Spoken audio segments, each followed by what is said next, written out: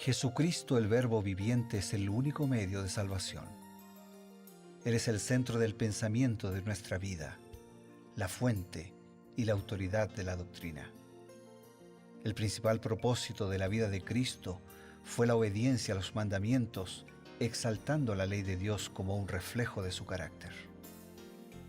El principal mensaje a ser predicado en el mundo, basado en Apocalipsis 14, está representado por 3 ángeles llevando el Evangelio eterno al mundo entero. Este mensaje se basa en los encantos inigualables de Cristo y declara que la hora del juicio ha llegado y llama a obedecer los mandamientos de Dios. Mediante su palabra, Dios ha comunicado a los hombres el conocimiento necesario para la salvación.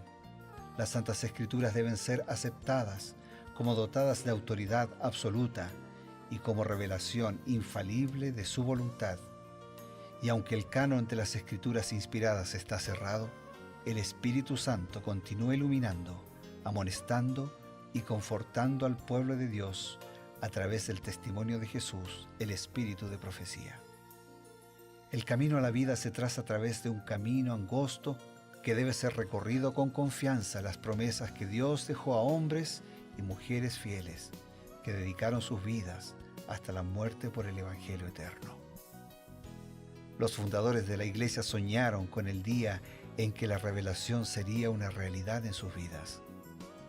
Miraron con los ojos de la fe a aquel día glorioso cuando finalmente la promesa sería cumplida en la venida magistral de Jesucristo a esta tierra para recompensar a cada uno según sea su obra.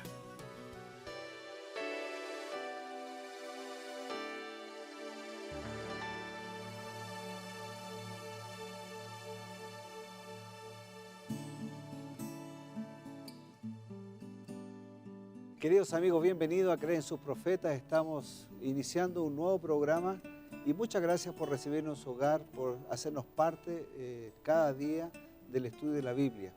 Eso es lo que nos motiva, nos alegra siempre saber de que de alguna forma podemos ser instrumentos en las manos de Dios para ayudarle en su vida devocional, en su vida diaria. Por supuesto, junto al pastor Bruno Razo. Bienvenido, pastor, ¿cómo está? Gracias, Patricio, estoy muy bien, gracias a Dios, y esperamos lo mismo.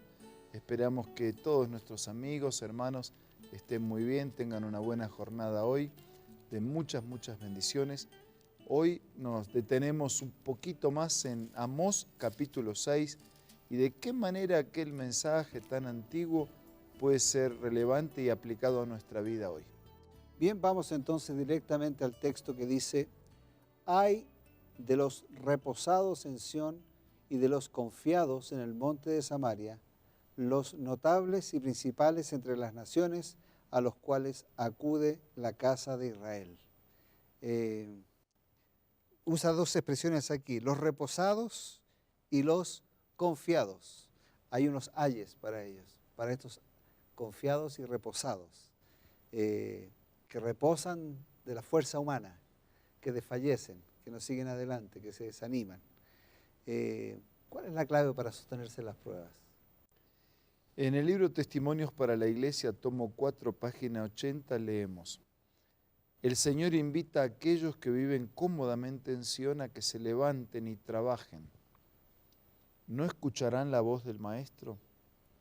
Él quiere obreros fieles y dedicados a la oración, que siembren junto a todas las aguas. Los que trabajen así se sorprenderán al ver cómo las pruebas resueltamente soportadas en el nombre y con la fuerza de Jesús, darán firmeza a la fe y renovarán el valor. En la senda de la humilde obediencia hay seguridad y poder, consuelo y esperanza. Pero los que no hagan nada por Jesús perderán finalmente su recompensa. Sus manos débiles no podrán aferrarse del poderoso, sus rodillas vacilantes no podrán soportarlos en el día de la adversidad. Los que den estudios bíblicos y trabajen para Cristo recibirán el premio glorioso y oirán el bien, buen siervo y fiel, entra en el gozo de tu Señor». Y de esa manera, en comunión con Dios, pero haciendo lo máximo, alguien dijo, tenemos que esperar como que todo depende de Dios, y actuar como que todo depende de nosotros. El tema de la pereza espiritual también estará referida a la falta de compromiso que tenemos con la causa de Dios, ¿no es cierto? Yo me imagino que hay muchas personas que están pensando en lo que dice el Espíritu de Profecía también. Dice que el 20% de la iglesia hace el trabajo al 100%. ¿Qué le parece ahí? Sí, que a veces podemos ser dedicados a la parte laboral, profesional, ¿no? Y no dedicarnos a lo espiritual, lo misionero.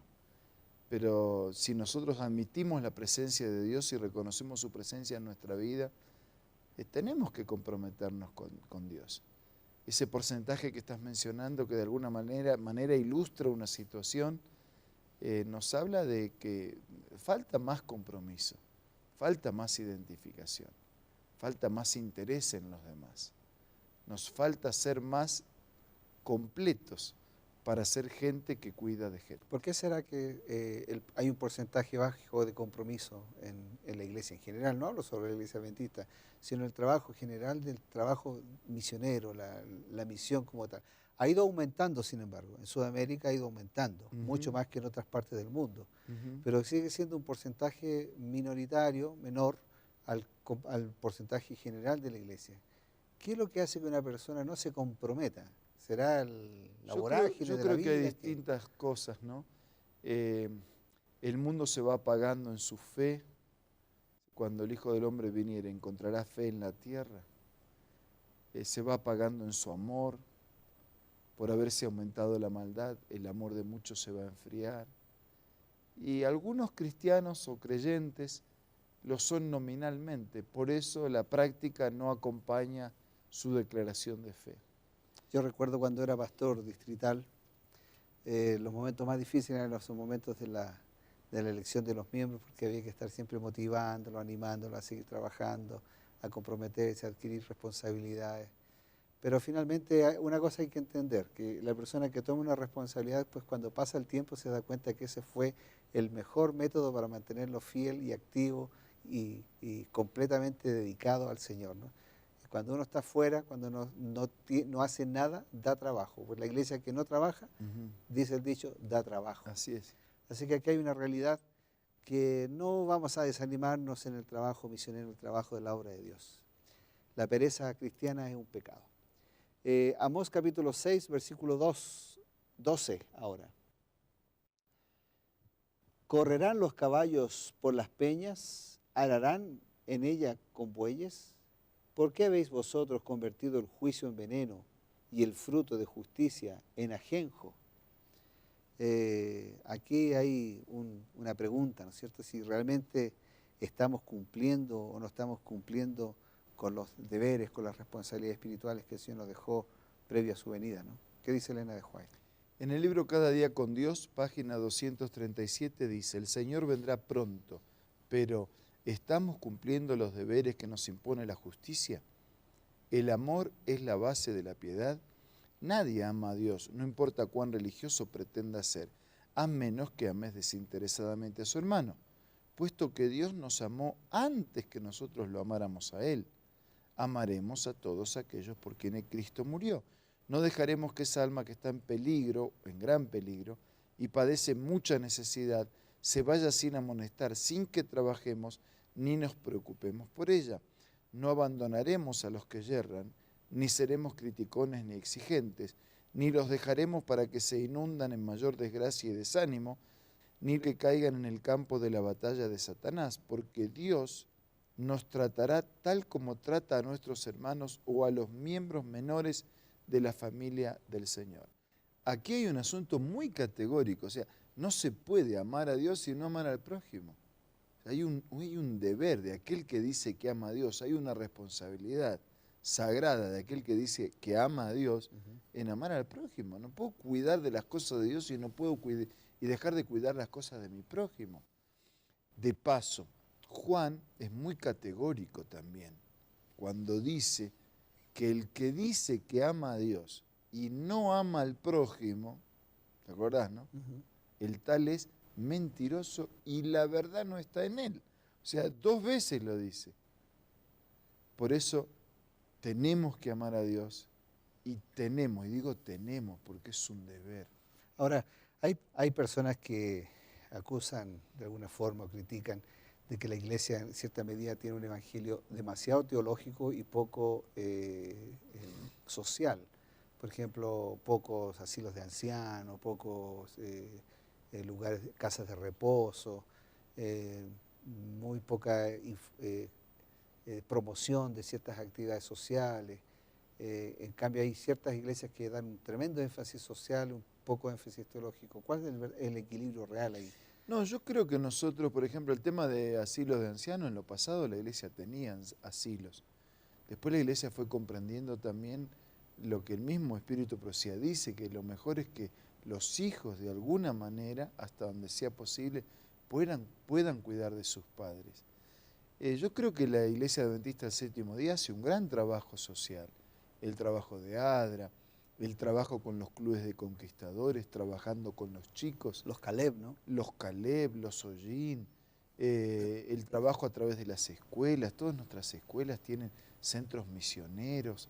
Nuestras instituciones médicas hacen trabajo de filantropía, atienden muchas personas que no tienen cómo enfrentar la recuperación de la salud. Es decir, yo creo que la iglesia hace mucho trabajo social. Se cumple lo que dijo Jesús también, ¿no? Que a veces es tanta la necesidad que la necesidad supera a lo que podemos hacer para resolverla. No significa eso que estamos haciendo todo, ¿no? Como dijo Pablo, tenemos que seguir haciendo y más. Una breve pausa, un consejo y ya estamos de vuelta en Cree su Profeta. Por favor, no se vaya. Hola amigos, hoy tengo una hermosa cita para compartir con ustedes. ¿Qué sostuvo al Hijo de Dios en su vida de pruebas y sacrificios? Vio los resultados del trabajo de su alma y fue saciado. Mirando hacia la eternidad, contempló la felicidad de los que por su humillación obtuvieron el perdón y la vida eterna. Su oído captó la aclamación de los redimidos. Oyó a los rescatados cantar el himno de Moisés y del Cordero. Esta cita se encuentra en el libro Hechos de los Apóstoles y puede ser parte de tu biblioteca personal. ¿Cómo? Pues te invito a que busques el aplicativo Elena G. de White en el App Store o en el Play Store. También puedes hacerlo visitando la página www.editorialaces.com.